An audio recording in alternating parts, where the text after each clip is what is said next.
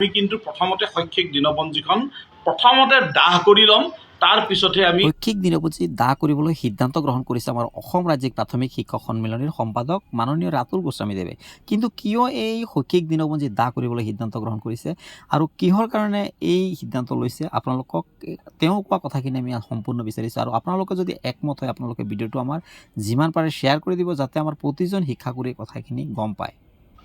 ৰাজ্য চৰকাৰৰ SCERTৰ জৰিয়তে এখন নিৰ্দেশনা প্ৰকাশিত হৈছে, যিখন নিৰ্দেশনাত কোৱা হৈছে যে অহা 12 আৰু 13 মাৰ্চ তাৰিখে FLS এছেছমেণ্টৰ কাৰণে পৰীক্ষাসমূহ প্ৰয়োজনত দিন সলনি কৰাৰ কাৰণে নিৰ্দেশ দিয়া হৈছে।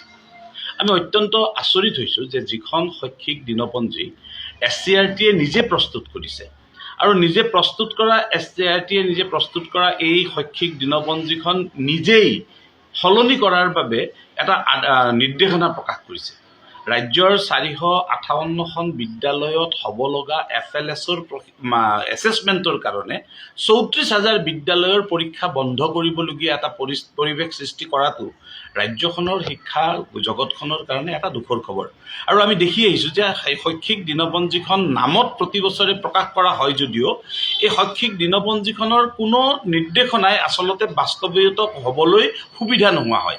আজি যদি MDSSৰ পৰা কিবা নিৰ্দেশনা আহিছে, কাইলৈ প্ৰশাসনিক বিষয়াসকলৰ পৰা কিবা নিৰ্দেশনা আহিছে, মুঠৰ ওপৰত শৈক্ষিক দিনপঞ্জীখন মতে কোনো ধৰণৰ কাম কৰিব পৰা নাযায়।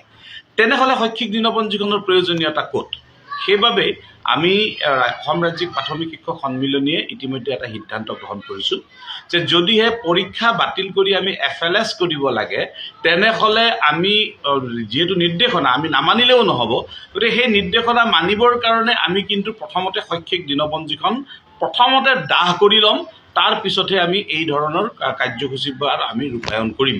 আমি ৰাজ্যিক সন্মিলনীৰ তৰফৰ পৰা অসম চৰকাৰক অনুৰোধ কৰিছোঁ যে এনেধৰণৰ হঠকাৰী কামবোৰ কৰাৰ আগতে বিষয়াসকলে সুন্দৰভাৱে পৰিকল্পনা কৰক, যাতে কোনো ক্ষেত্ৰতে অভাৰলেপিং হ'ব নোৱাৰে আৰু পৰীক্ষাৰ লগত চূড়ান্ত মান নিৰূপণৰ সময়ৰ লগত যাতে কোনো ধৰণৰ কম্প্ৰমাইজ কৰা নহয়, তাৰ প্ৰতি নজৰ ৰখাটো আমি দাবী জনাইছোঁ।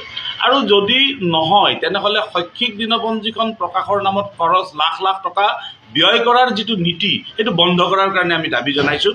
হয় শৈক্ষিক